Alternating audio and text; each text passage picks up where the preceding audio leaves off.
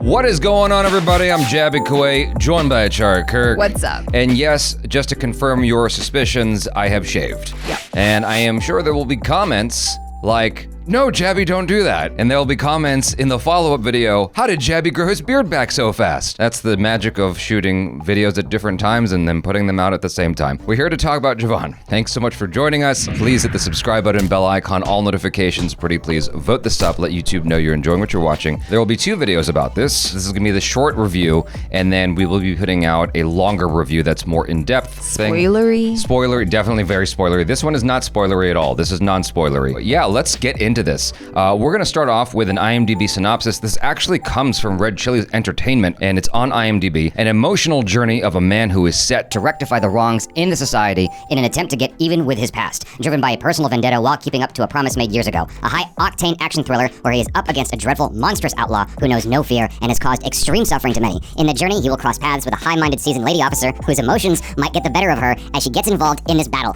As his past catches up to him to overcome the challenges and restore the harmony in their world, he will need all the firepower and intelligence to do so. Very, very, very quick feelings before we go deeper into our non-spoiler feelings. Just want to remind everybody about that. I liked the film quite a bit. How about you, Achara? Yeah, I enjoyed it. I thought it was a really fun, entertaining, mass movie. I wrote some notes while we were watching the film because I was like, I have some feelings and I don't want to forget it because like my brain was articulating it a particular way, and I was like, you know what, I need to write this down so I don't forget. JAWAN is a fascinating blend of Bollywood and Collywood, borrowing a bit from Money Heist and delivering 5 South Indian films at once. It's not often you get something that is so hyper-pop cinema while being intensely entrenched in a punishing self-reflection of a system in much need of overhaul. It delivers hard truths Indian people face in unabashed music video form. It's a hyper-stylized fantasy action film throwing out realism in favor of idealism. Wow. You wrote all that while we were watching the movie? That's quite impressive. I mean, those are the feelings I had while I was watching it. I mean, it's not all sunshine and rainbows from Jabby Kuwait. It's Jabby Kuwait, right? Like, I have negative feelings I want to express at some point, but it might need to be saved for the spoiler discussion because some of those feelings, positive and negative, I can't talk about here. Anyway, you give your thoughts. It's Shah Rukh. Yeah. He's always a fun time, and I enjoyed just the large scale, over the top action as per usual. But also, I was really surprised at just how emotional the story was. Like, I was crying a lot, and I was not prepared for that because it really kind of it tugged at my heartstrings because there were many things that were going on in the story that I was like, oh wow, this is heavy, and it's something that we can relate to emotionally, and it's also things that we can empathize with. And I was also quite surprised with the subject matter that they were even able to put out this movie. Do you know what I mean? Yeah. Some of the things they were saying, I was like, are we okay with that? Well, it's funny you should say that. I think that India is entering a new phase. I think for a while, India was in a patriotic phase. Yeah. Not that it ever stops being patriotic. India's, This is still patriotic. Is it still India? Well, that's the other thing. But what I want to get at is, I'm not saying this is not patriotic, but I think India is collectively entering a new phase, which is self-reflection, which is maybe be more critical of ourselves and see how we can uproot the wrong in favor of the right. Yeah. In order to enact change that will benefit everybody. Yeah, because you don't love your country any less when you point out things that are wrong with the system. Yeah. In fact, perhaps you might argue that you love it more because you're ready to take a look inside, see the flaws, and propose that you can do better. Yeah.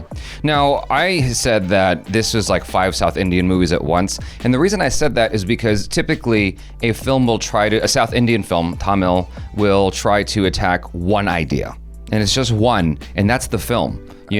Usually it's like you've got a village of people and this one guy, helps the people rise up and blah, blah, blah. Corruption. Yeah, corruption. And it's like one set of politicians, right? Here, it's like it's tackling everything at once. And it's doing so in music video fashion in terms of the way that it's shot, in terms of the way that it's edited. The music was great, which I'm not surprised. The theme song especially was great. The theme song's awesome. But also with the music being by Anirudh, I was like, duh, of course. He's great. Really catchy songs, really fun music, and great kind of theme for JAWAN, because every time he comes in, you're like, I know who that is. Yeah, we also had a very packed cast here. According to IMDb, Yogi Babu's in this film. We watched the Hindi version. I didn't see Yogi Babu. That would have been a delight. But we got Vijay Sethupathi, and he was a remarkably good villain. Yes. Vijay Sethupathi is known for being just a dope actor. You got him, you got Manoj Bajpayee, you got Nawazuddin Siddiqui. People, I think he's in that camp of actors, right? Yeah. And so he brings such great character, such gravitas to the role.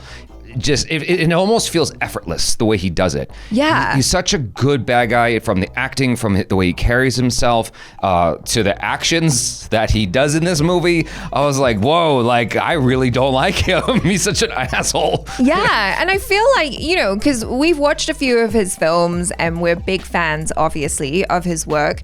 I feel like right now he's kind of entering into his villain era, and it's exciting. That's interesting, because usually you start off with villain negative roles and then you go towards the positive. Not always. I feel like a lot of the time when people are especially known for their hero roles, it can be really scary to depart into villain roles because, suddenly you're like, oh, but I've always been the hero and how are people going to view me now? But I think it's really exciting that like in recent films, we've seen him play more villainous characters.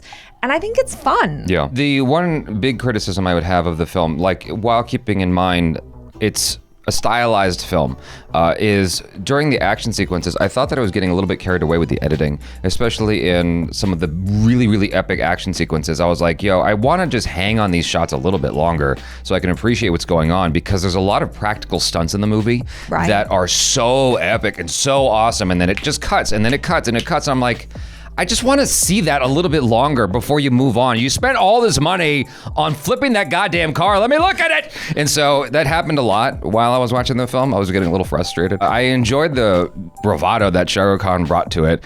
And there's some VFX in here. In the first 30 minutes, there was some VFX where I was like, oh, that's a little bit ropey. But Red Chili's brought it, man, and I can't tell you why. Most of you guys watching this video already know what I'm driving at, but around interval and the rest of the film, there's VFX in this movie where I'm like, yo, this is so good, you don't even notice it. Achara was like kind of remarking about something in the film. I'm like, Achara, the VFX! Look at the VFX! Like, this is crazy how good it is.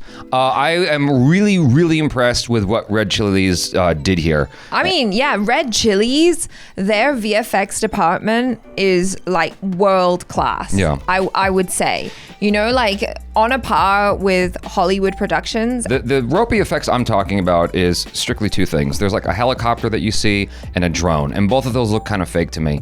But outside of that, everything else looked really nice. I mean, there's also some experimental, I wouldn't say experimental, but just like, again, stylized stuff. Like Shah Rukh Khan's entry in the film, there's like stuff going on. I don't want to explain it for those who haven't seen it. But if you've seen the film, you know what I'm talking about. His entry scene was amazing. And there's a lot of effects there, which looked great. I feel like he had multiple entry scenes. Like there was so many cool moments for him when he comes in and it's like, he's the hero. Yeah. There he is. Look at him with his hair, with his moves. I think the film did a much better job with developing the villain than the hero in this movie. There's a parenthetical to that I cannot explain in this video. I'll explain it in our spoiler review. But for the most part, like just watching the film, I'm like, I feel like I understand the villain better than I understand the hero. Like I understand the hero's objectives.